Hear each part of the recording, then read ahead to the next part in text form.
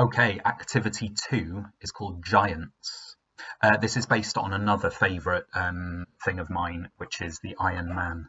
I'm sure a lot of you know this as well. It really is one of my favourite books of all time, The Iron Man by Ted Hughes. And this edition is lovely, actually. It's got really nice illustrations. I'm going to read you a very little bit from the beginning, and then I'll explain what my idea is. This is when the Iron Man first appears. Well, it's the beginning of the story. The Iron Man came to the top of the cliff. How far had he walked? Nobody knows. Where had he come from? Nobody knows. How was he made? Nobody knows.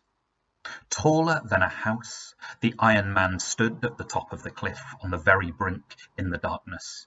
The wind sang through his iron fingers. His great iron head, shaped like a dustbin but as big as a bedroom, slowly turned to the right, slowly turned to the left. His iron ears turned this way, that way. He was hearing the sea. His eyes, like headlamps, glowed white, then red, then infrared, searching the sea. Never before had the Iron Man seen the sea. That's just the very beginning of the story. And what I was really interested in is the way the Iron Man's described there and the similes that are used. He's described as taller than a house. His head is like a dustbin and his eyes are like headlamps. What I thought would be fun is you could have a go at creating your own giant. It doesn't have to be an Iron Man. In fact, I suggest you choose something else. It could be that the giant is made from one particular material, just like the Iron Man is made entirely from iron.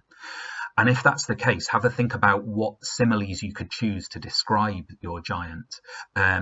What might make sense to compare each part of his body, his or her body, to, depending on what they're made of.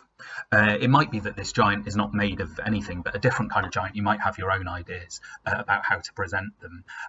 But really, the suggestion is that you could create this giant, sort of the beginning of the story, I suppose, describing this giant coming to life in some way.